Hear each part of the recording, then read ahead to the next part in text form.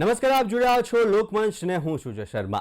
તો આજે દેશની સંસદમાં વંદે માતરમના ગુંજારવ વચ્ચે એક મોટી રાજકીય જંગ છેડાઈ।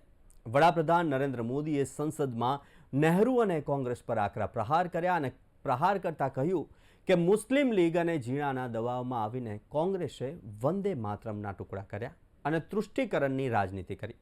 તો બીજી તરફની વાત કરીએ તો પ્રિયંકા ગાંધીએ મોરચો સંભાળ્યો અને મોરચો સંભાળતા કહ્યું કે સરકાર બેરોજગારી અને ગરીબી જેવા અસલી મુદ્દાઓ પરથી ધ્યાન ભટકાવવા માટે ઇતિહાસના ગાડા ઉથલાવી રહી છે।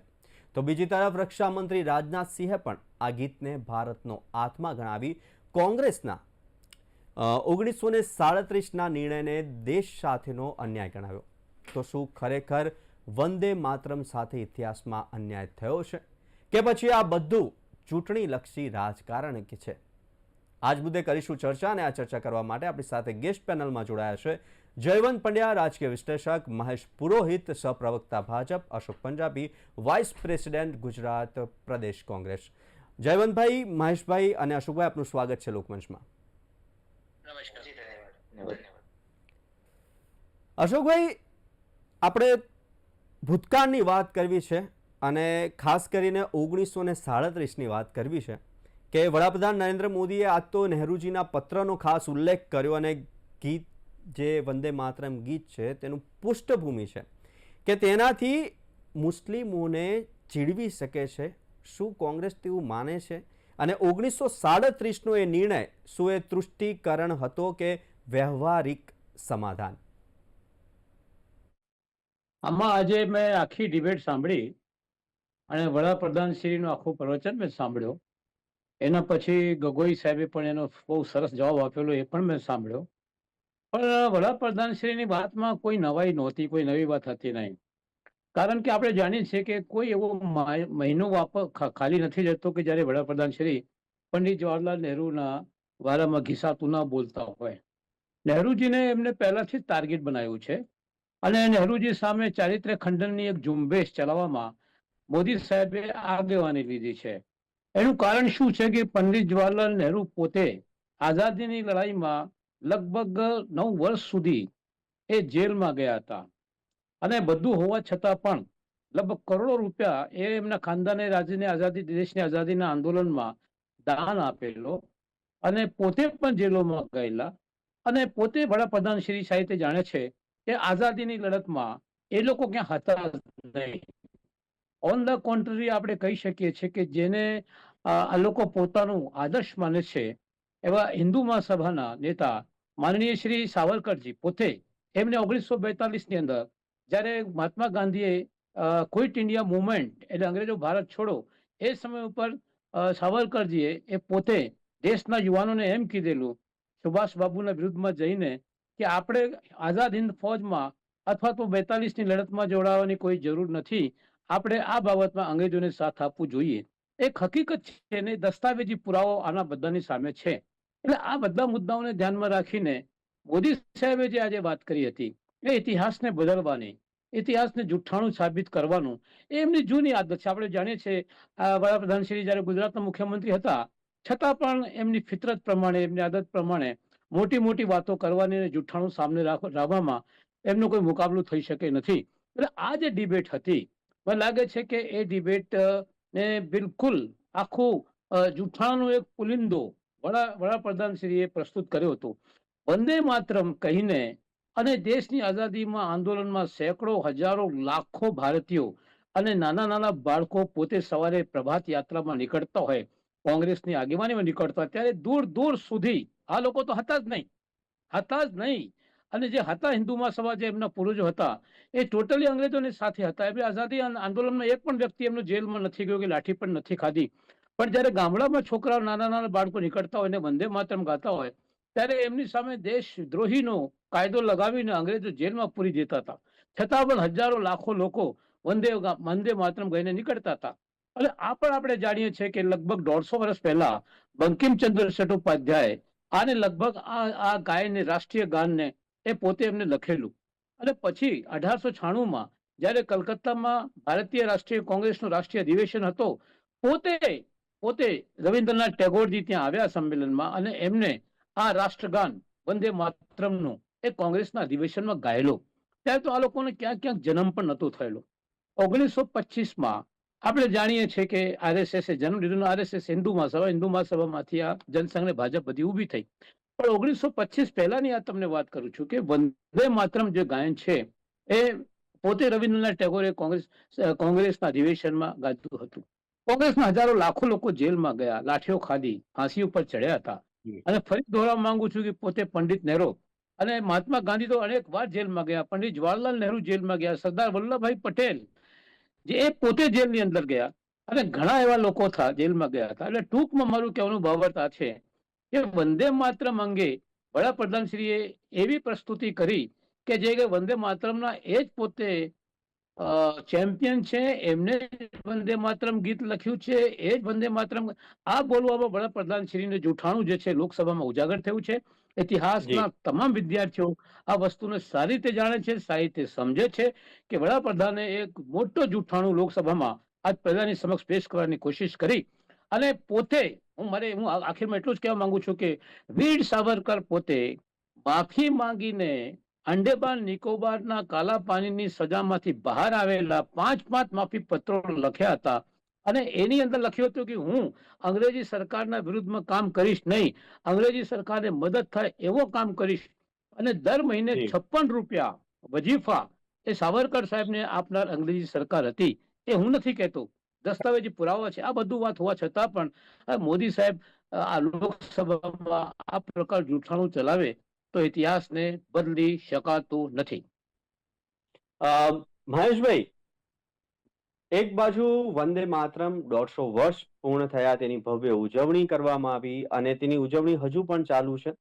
ત્યારે પશ્ચિમ બંગાળની જે આગામી ચૂંટણીઓ આવી રહી છે અને વંદે માતરમની ચર્ચા વચ્ચે કોઈ સંબંધ કરો કે પછી વિપક્ષનો આક્ષેપ છે કે આરોપ મૂક્યો છે કે આ મતોનું ધ્રુવીકરણ થઈ રહ્યું છે, શું કહેશો?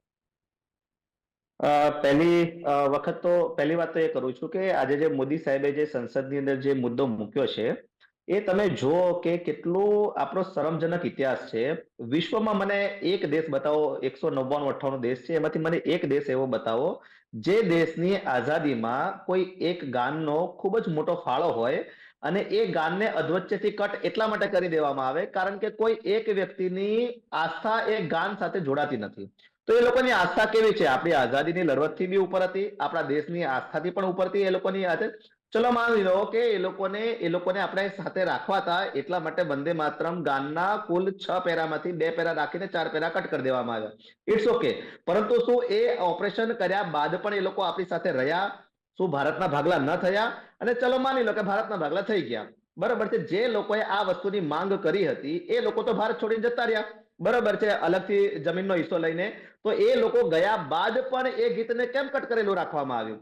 તો ફરીથી જોડી દેવું હતું, કારણ કે જે લોકોની માંગણી હતી એ લોકો તો જતા રહ્યા, જે લોકોની માંગણી નથી, બરોબર છે, એ જ અહીંયા રહ્યા, કારણ કે વારે વારે આપણને યાદ કરાવવામાં આવે છે, બરોબર છે. તો એ લોકોએ કેમ ના સ્વીકાર્યું? અરે એ તો છોડો, બરોબર છે. અડધું કટ કરેલું ગીત પણ આજે એના પર બી ઘણા લોકોને આપણે ત્યાં વાંધો છે, બરોબર છે.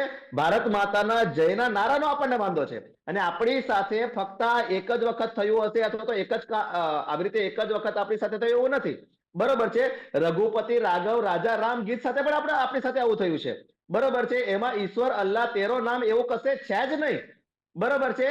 તો આવું તો ઘણા ગતકડા કોંગ્રેસ દ્વારા, કોંગ્રેસના નેતાઓ દ્વારા ચોક્કસ એક ધર્મના લોકોના તૃષ્ટિકરણ માટે કરવામાં આવ્યા છે, બરોબર છે. પરંતુ વાત એ છે કે માની લઈએ કે એ લોકોની આ બધું કૃત્ય કરવા પાછળનો ભાવ પવિત્ર હતો, પણ પવિત્ર ભાવ બાદ પણ રિઝલ્ટ શું આવ્યું છે, બરોબર છે? શું એ લોકો સ્વીકાર કરવા તૈયાર છે કે અમે આટલા ગતકડા કર્યા, અમે આટલા દેશની આસ્થા સાથે અન્યાય કર્યો, અમે આટલા એક ચોક્કસ ધર્મની આસ્થા સાથે અન્યાય કર્યા બાદ પણ અમને રિઝલ્ટ પોઝિટિવ નથી મળ્યું અને ખરેખર આ ન સ્વીકારનાર લોકો જ બરોબર નથી એવું કહેવા માટે પણ તૈયાર નથી? હજુ પણ એમને સાવરકરને ગાળ આપી છે, હજુ પણ એમને બીજા કોઈ ભૂતકાળની વાતોને ઉકેલીને ગાળ આપી છે. પરંતુ જ્યારે કોઈ એક રાષ્ટ્રગાનને 150 વર્ષ પૂરા થયા હોય તો એ રાષ્ટ્રગાન સાથે થયેલા અન્યાય પર વાત થતી હોય તો તમારે એ સ્વીકારી લેવું જોઈએ કે હા ભાઈ, જે તે સમયે અમારાથી આ ભૂલ થઈ હતી, અથવા તો અમારી ભૂલ નથી પણ ચોક્કસ એક ગણતરી પૂર્વકનું પગલું હતું, પરંતુ એમાં અમને સફળતા નથી મળી. અને આજે પણ એવા કેટલાક માનસિકતાના લોકો છે જે અમારે જે પગલું લીધું હતું એને સ્વીકારવા માટે તૈયાર નથી, પણ આટલી કહેવાની એ લોકોમાં હિંમત નથી અને કોઈ દિવસ આવવાની પણ નથી. જયવંતભાઈ, 150 વર્ષ વંદે માતરમ અને સંસદમાં 10 કલાકની આ ચર્ચા અને રાજકીય આખું તેણે અલગ જ વેગ લીધો. તો ખરેખર વર્તમાન સમસ્યાઓ છે તેના વિશે ચર્ચા થવી જોઈએ. બેરોજગારી છે, પછી પ્રદૂષણ છે, ઘણા બધા પ્રશ્નો છે આપણા સ્થાનિક, પરંતુ ના, આ મુદ્દે ચર્ચા થઈ છે. એટલે કે ધ્યાન હટાવવાનો પ્રયાસ કે ખરેખર સાંસ્કૃતિક પુનરુત્થાન? પ્રથમ તો જ્યારે આપણે કોઈ પણ આવી ઐતિહાસિક બાબત હોય જેના અમુક વર્ષો પૂરા થતા, દાખલા તરીકે હું વાત કરું આપને કે 1997 જ્યારે કેન્દ્રમાં ડાબેરી મોરચાની એટલે કે ત્રીજા મોરચાની ને એમાં ડાબેરી પક્ષો પણ હતા અને કોંગ્રેસનું બહારથી સમર્થન હતું. એ 1997માં કોંગ્રેસની સરકાર હતી, બરાબર. એક રીતે કોંગ્રેસની જ કહી શકાય, કારણ કે જ્યારે કોંગ્રેસને વાંધો પડ્યો ત્યારે દેવે ગૌડાને બદલે આઈ કે ગુજરને લાવવામાં આવ્યા. એટલે કોંગ્રેસની સરકાર કહી શકાય, બરાબર. તો એ સમયે ભારતના સ્વતંત્રતાને 50 વર્ષ પૂરા થયા હતા. તો એ સમયે સંસદમાં એનું આયોજન થયું હતું કે નહોતું થયું, એ મને અશોકભાઈ જવાબ આપશે તો મને મજા પડશે, ગમશે, મારું જ્ઞાનવર્ધન થશે. તો એ 50 વર્ષ પૂરા થયા, એ સ્વતંત્રતાના આખા દેશમાં ઉજવણી થઈ હતી કે નહોતી થઈ? હવે જો એ થઈ હોય તો એનો અર્થ એવો કરવો કે એ સમયે પ્રવર્તતી, એ સમયે પણ આજીવિકાહીનતાની સમસ્યા પ્રવર્તતી હતી, એ સમયે પણ નળ, રસ્તા, પાણી, ગટર બધી જ સમસ્યાઓ પ્રવર્તતી હતી. એ સમયે પણ સાંપ્રદાયિકતા ચરમસીમાએ હતી, આતંકવાદ છે ચરમસીમાએ હતો કાશ્મીરમાં. એ સમયે પૂર્વોત્તર ભારતમાં ઉલ્ફા અને નાગાલેન્ડના જે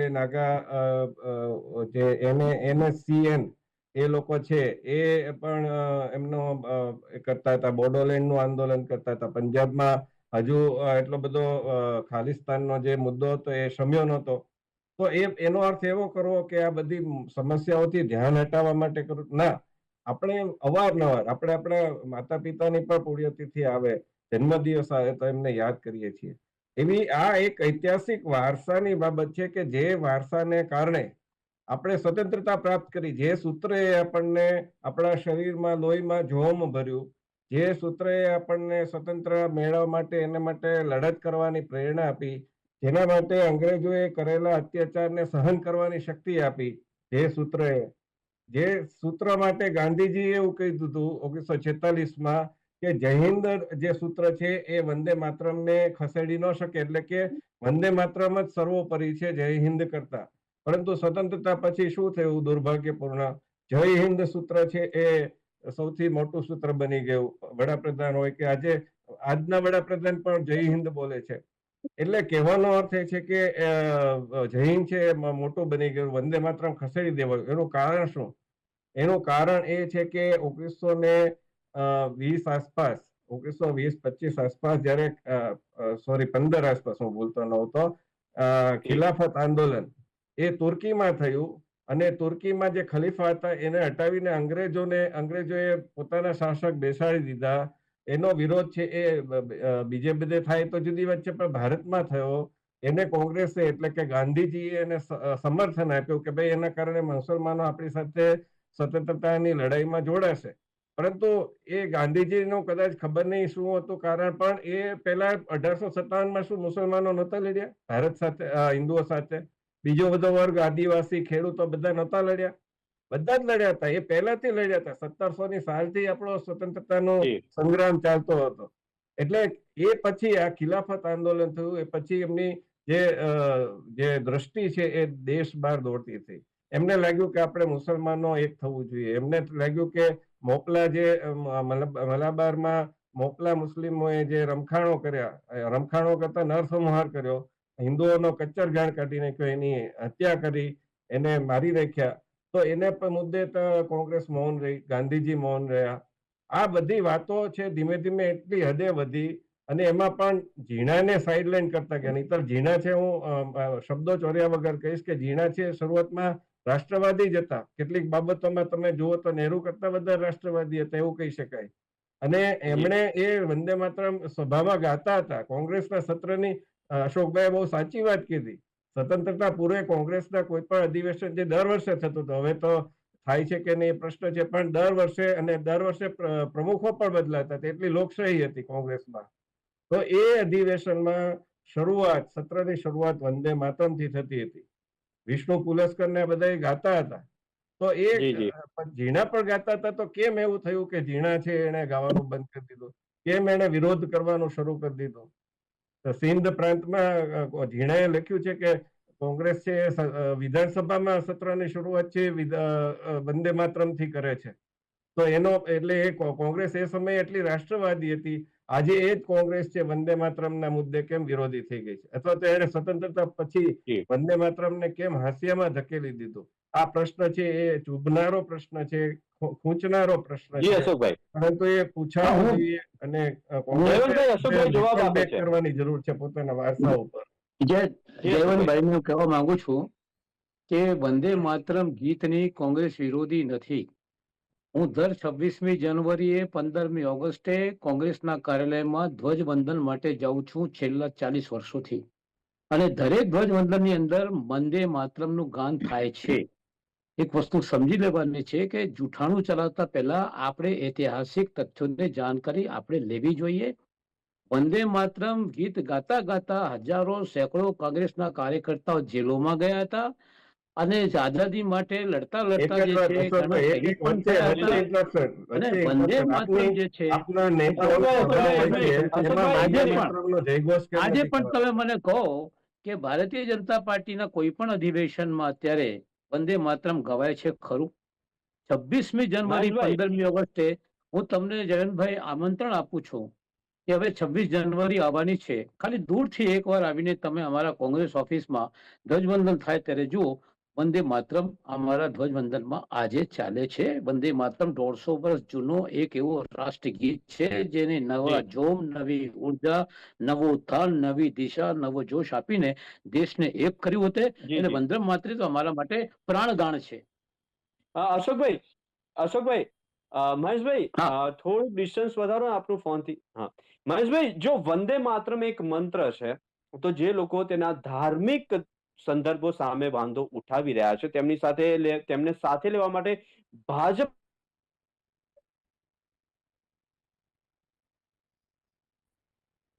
તમારો અવાજ નથી આવતો જયભાઈ.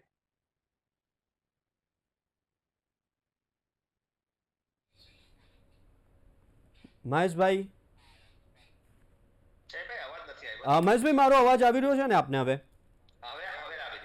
વડાપ્રધાન નરેન્દ્ર મોદીએ એક આરોપ લગાવ્યો છે કે કોંગ્રેસે વંદે માતરમના ટુકડા કર્યા છે. શું સરકાર હવે આ ગીતના બાકીના છંદોને પણ રાષ્ટ્રીય ગીત તરીકે સત્તાવાર રીતે ફરજિયાત બનાવવાની કોઈ યોજના ખરી?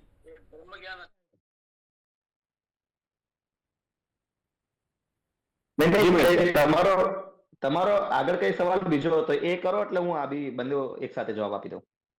તમે કઈક સમયનો અભાવ છે એટલે મેં કીધું મેઇન ક્વેશ્ચન્સ બધા લઈ લો. એની સાથે જ એ બી કે વંદે માતરમ જે મંત્ર છે, જે લોકો ધાર્મિક સંદર્ભો સાથે તેનો વાંધો ઉઠાવી રહ્યા છે, તો એની સાથે લેવા માટે ભાજપ પાસે પણ કોઈ યોજના? નહીં, એટલે મતલબ આપણે આ તો કેવી ડિમાન્ડ થઈ ગઈ, બરોબર છે? હું મારો આત્મા વેચી અને કોઈને મારો કેવી રીતે કરી શકું? વંદે માતરમ એ દેશનો આત્મા છે. એ આત્માને વેચીને કોઈને મારો કરો, આપણે થોડો દલાલી કરવા બેઠા છે, બરોબર છે? શું એમને એ લોકોને એ ખ્યાલ નથી કે ભાઈ આપણે આપણી ધાર્મિક ભાવનાઓને દેશથી ઉપર ન રાખવી જોઈએ? બરોબર છે? જો કોઈ વ્યક્તિ પોતાની ધાર્મિક ભાવનાઓને પોતાની રાષ્ટ્રથી ઉપર રાખે છે, તો પછી એમના પર વિશ્વાસ કેવી રીતે કરવો? બરોબર છે? એવું વિશ્વની જગ્યાએ વિશ્વનો મને કોઈ એક દેશ બતાવી દો, વિશ્વનો કોઈ મને એક પ્રદેશ બતાવી દો કે જ્યાં કોઈ એક વ્યક્તિએ પોતાની રાષ્ટ્ર ભાવનાથી ઉપર પોતાની ધાર્મિક ભાવના રાખી હોય ને ત્યાં એમને ઇજ્જત મળતી હોય. બરોબર છે? કશે પોસિબલ જ નથી. બરોબર છે? અને જ્યાં પણ, અથવા તો એક કામ કરો, મને એનાથી ઉલટું વિપરીત બતાવી દો કે કોઈ અન્ય દેશમાં જ્યાં આ પ્રકારના ધાર્મિક લોકોનું શાસન છે, બરોબર છે, ને ત્યાં અન્ય કોઈ માઇનોરિટી એવું રીતના કહે તો એ લોકોની શું હાલત થાય છે ત્યાં? બરોબર છે? એટલે આ તો કેવું થઈ ગયું. બીજી વસ્તુ, તમારી પાસે ઇતિહાસ શું છે? તમારી પાસે ઇતિહાસ એ છે કે વંદે માતરમના ટુકડા કર્યા બાદ પછી પણ એ લોકોએ નથી કરવું. તમારી પાસે ઇતિહાસ એ છે કે જે ભારત માતાના જયના નારાએ આપણને હજારો શહીદોએ પોતાની કુરબાની આપી, એ નારો એમણે નથી સ્વીકાર્યો. ઇતિહાસ આપણી પાસે એ છે કે રઘુપતિ રાજા રામ જેવું ખૂબ જ પવિત્ર ગીતને ઈશ્વર અલ્લાહ તેરો નામ પર કર્યા બાદ પણ તમારી એકતા નથી જળવાઈ રહી. ઇતિહાસ એ છે કે તમે તમારા ખલીફાત આંદોલનમાં તમને ભરપૂર ફાયદો મળ્યો. એના વ્યાજ પેટે તમને શું આપ્યું? મોપલા હત્યાકાંડ આપ્યો. ઇતિહાસ એ છે કે જ્યારે જ્યારે પણ તમને તમારી ધાર્મિક ભાવનાઓને માથા પર ચડાવી છે, તો તમે અમારા તરફથી મળેલી કોઈ પણ પ્રકારની ભેટને તમે હક તરીકે સ્વીકાર્યો છે અને કાયમી હક તરીકે બનાવી દીધો છે. શું તમને અલગથી તમારા ધાર્મિક આધાર પર બોર્ડ નથી મળ્યા? શું તમને તમારા ધાર્મિક આધાર પર વકફ બોર્ડ નતું? શું ધાર્મિક આધાર પર તમને મુસ્લિમ પર્સનલ લો બોર્ડ નથી? તો તમારે હજુ કેટલું જોઈએ છે તમારે આ દેશને? અને આટલું આપ્યા બાદ પણ તમારે હજુ અમારે તમને મનાવવાના? આટલું આપ્યા બાદ પણ હજુ પણ તમારે કોઈ તમારી ધાર્મિક ભાવનાને ઉપર રાખવાની? તમે એક તો પ્રમાણે એવું વાપરો કે ભાઈ અમારી આટલી ડિમાન્ડ કમ્પ્લીટ થઈ ગઈ છે, અથવા તો અમારી આ 10 ડિમાન્ડ હતી, અથવા તો અમારી 15 ડિમાન્ડ છે. તમારી ડિમાન્ડ અનલિમિટેડ છે. આ બાબતે પહેલા એક નાના બાળકની તમે એક હઠ પૂરી કરો અને પછી તમામ હઠની લાઈન લાગી જાય અને જ્યાં સુધી યુવા વયનો ન થાય ત્યાં સુધી એ પોતાની હઠ પૂરી કરતા જાઓ, પૂરી કરતા જાઓ, પૂરી કરતા જાઓ. એ પ્રકારનું વર્તન થઈ ગયું આ તો. જી અશોકભાઈ, જ્યારે ભાજપ છે તે રાષ્ટ્રીય ગૌરવની વાત કરે છે, ત્યારે કોંગ્રેસ તેને ઇવેન્ટ મેનેજમેન્ટ કરીને નકારી દેશે. તો શું કોંગ્રેસ પાસે પણ કોઈ નક્કર રાષ્ટ્રવાદનો કોઈ વૈકલ્પિક? કોંગ્રેસ અંગે રાષ્ટ્રવાદ છે કે નહીં, ઇતિહાસના કોઈ પણ વિદ્યાર્થીને પૂછો. અને ભારતીય જનતા પાર્ટીને જે પૂર્વજ હતા હિન્દુ મહાસભા, એમના સર્વા નેતા વીર સાવરકરજીએ ખુલ્લેઆમ મોહમ્મદ અલી જિન્નાનો સાથ આપેલો. મોહમ્મદ અલી જિન્નાએ 1929ની અંદર 2 નેશન પોલિસી, એટલે હિન્દુ એક કોમ છે અને મુસ્લિમ પણ એક કોમ છે, એટલે 2 નેશન હોવા જોઈએ, એનું સંપૂર્ણ સમર્થન વીર સાવરકરજી આપેલો. વીર સાવરકરે પણ 1930માં 2 નેશન પોલિસીની વાત કરીને મોહમ્મદ અલી જિન્ના અને વીર સાવરકરજી આ બાબતમાં એક થઈ ગયા હતા. નંબર 1. નંબર બીજું, 1936ની અંદર બંગાળમાં મુસ્લિમ લીગની બહુમતી આવ્યા પછી એ મુસ્લિમ લીગની જે વિધાનસભા જે સરકાર હતી એમાં હિન્દુ મહાસભા પોતે જોડાઈ હતી. સિંધની અંદર પણ મુસ્લિમ લીગ સાથે હિન્દુ મહાસભા સરકારમાં જોડાઈ હતી. એક હકીકત છે. અને ફરીથી હું કહેવા માંગુ છું કે 56 રૂપિયા દર મહિને અંગ્રેજી સરકાર સાવરકર સાહેબને આપતી હતી, એ એમને લેતા હતા. અને 42ની અંદર ભારત છોડો આંદોલન દરમિયાન અને જય હિન્દનો નારો લગાવનાર સુભાષ બાબુ, અને જ્યારે એમને આઝાદ હિન્દ ફૌજની વાત કરી ત્યારે પણ ખુલ્લેઆમ સાવરકર સાહેબે દેશના યુવાનોને સુભાષ બાબુના વિરુદ્ધમાં જઈને એમ કહેલું કે આપણે અંગ્રેજી સરકારમાં સામેલ થવો જોઈએ, કારણ કે આપણે હિટલર સામે લડવું વધારે જરૂરી છે, દેશની આઝાદી વધારે જરૂરી નથી. અને સુભાષ બાબુએ પણ એ સમય ઉપર સાવરકર સાહેબને એમ કીધેલું કે ભાઈ તમે આ ખોટું કરી રહ્યા છો, દેશની આઝાદી પહેલા છે, બાકી વસ્તુ પછી છે. એટલે ટૂંકમાં મારું કહેવાનું ભાવાર્થ આ હતું કે આઝાદીના આંદોલન પછી પણ, આઝાદી મળ્યા પછી પણ તિરંગો ઝંડો એ આરએસએસ સ્વીકાર્યો નહોતો. એના ઘણા વર્ષો પછી 26 જાન્યુઆરી અને 15મી ઓગસ્ટે આરએસએસના કોઈ પણ હેડક્વાર્ટરમાં નાગપુરમાં કે કોઈ પણ જગ્યા ઉપર મને તમે બતાવી દો કે 15મી ઓગસ્ટે કે 26મી તિરંગો ઝંડો લહેરાયો હતો. નાગપુરની અંદર એક નોજવાન તિરંગો ઝંડો લહેરાવવા માટે ગયો હતો નાગપુરમાં આરએસએસના કાર્યાલયમાં, તો એની સાથે પિટાઈનું કામ કર્યો હતો અને જેલમાં ભેગા કરવાનું કામ થયો હતો. એટલે કહેવાનું ભાવ આટલું છે કે રાષ્ટ્રીય સ્વયંસેવક સંઘ આઝાદીના આંદોલનમાં કોઈ ભાગ નહોતો, ઉલટા અંગ્રેજોની સાથે હતો. હિન્દુ મહાસભા એમની જન્મદાત્રી છે અને કોંગ્રેસના હજારો લાખો કાર્યકર્તાઓ મહાત્મા ગાંધીજીના નેતૃત્વમાં ગાંધીજીના કયા પ્રમાણે જેલોમાં ગયા, આંદોલન કર્યું, અંગ્રેજી નોકરીઓ છોડી દીધી, અંગ્રેજો કપડાઓ બાળી દીધા હતા અને અંગ્રેજો બોલવાનું બંધ કરી દીધું હતું. એવું અસહયોગ આંદોલન ગાંધીજીના નેતૃત્વમાં કર્યું હતું. એમાં કોંગ્રેસ સંપૂર્ણ સાથ હતો. આપને અટકાવવા માંગીશ કારણ કે સમયનો અભાવ છે. જયવંતભાઈ, ખાલી 30 સેકન્ડ છે આપણી પાસે. સંસદમાં વંદે માતરમ જેવા ગૌરવશાળી વિષય પર થતી ટીકા ટિપ્પણીઓ અને બીજી તરફ પક્ષ વિપક્ષ વચ્ચેના આક્ષેપો શું આપણી લોકશાહીની પરિપક્વતા દર્શાવે છે? બહુ દુઃખદ વાત છે. આને મુદ્દે કોઈ આવી ટીકા ટિપ્પણીનો પ્રશ્ન જ નથી ઉપસ્થિત થતો. અને હું તો ઘણીવાર કોંગ્રેસને કહું છું, અશોકભાઈને પણ કહું છું, ને ઓફલાઈન ની on the line on record કહું છું કે જો કોંગ્રેસે પોતાની સત્તામાં પુનરાગમન કરવું હશે તો 1947 પહેલાની જે રાષ્ટ્રવાદી કોંગ્રેસ હતી એ પ્રકારની ઇમેજ, હું ઇમેજની વાત કરું, એમ નથી કહેતો કોંગ્રેસ અરાષ્ટ્રવાદી છે, રાષ્ટ્ર વિરોધી છે, એવું નથી કહેતો, પણ આ પ્રકારના જે કઈ વંદે માતરમના તમે પ્રિયંકા ગાંધીએ વાડ્રાએ જે કીધું એ બધા સહિત જે વસ્તુ એક ચિત્ર રચાય છે અને તમે નહેરુના જેમ કેટલીક બાબતોમાં ભાજપે પણ એના કેટલાક પેલા વિધાનો હોય તો એને છોડી દીધા છે. નુપુર શર્માને એક બાજુ મૂકી દીધા. હવે એને પોતે શું કર્યું એ બધું નુપુર શર્માનું આખું જુદું પ્રકરણ છે. પણ કહેવાનો અર્થ એ છે કે કોંગ્રેસે નહેરુનો ખોટો બચાવ શું કામ કરવો જોઈએ કે એ તો નાભાબ જેલમાં ગયા હતા તો એના પિતાજી મોતીલાલ નહેરુએ સહેજ એમને પેલી અસુવિધા પડી તો એમણે ક્ષમા માંગી કે ભાઈ અમે ફરીવાર આ રિયાસતમાં જયવંતભાઈ આપણે અજવાળામાં નહીં આવીએ. અટકાવવા માંગીશ મહેશભાઈ અને અશોકભાઈ અને જયવંતભાઈ. તો આ હતી આજની ચર્ચા લોકમંચમાં કે સંસદમાં ગુંજ્યું વંદે માતરમ, અને આ મુદ્દે ચર્ચા કરવા માટે આપણી સાથે જોડાયા. સમયનો અભાવ હતો, પરંતુ આ વિષય ઉપર તો ચર્ચા કરવા જોઈએ તો કલાક નહીં પણ કલાકો નીકળી જાય. પરંતુ આપે આપનો કિંમતી સમય આપ્યો તે બદલ ખૂબ ખૂબ આભાર. તો સંસદમાં થયેલું આ રાજકીય પક્ષ વિપક્ષ અને સાથે ટીકા ટિપ્પણીઓ તેને લઈને રાજકારણ ગરમાયું છે. એક બાજુ કહેવામાં આવી રહ્યું છે કે ઇલેક્શન આવી રહ્યું છે તેની પહેલા વંદે માતરમ એકદમથી યાદ આવ્યું છે, પરંતુ 150 વર્ષની આ જે જન્મ જયંતિ છે, જે આ ગીત જે આપણું રાષ્ટ્રગીત છે તેની ઉજવણી થઈ રહી છે, તેને લઈને ખાસ વિશેષ ચર્ચા હતી અને ત્યારે પક્ષ વિપક્ષ આમને સામને આવશે. તો લોકમંચમાં હતી આજની ચર્ચા. આવતીકાલે નવા વિષય સાથે ફરી મળીશું. ત્યાં સુધી મને આપશો રજા. નમસ્કાર.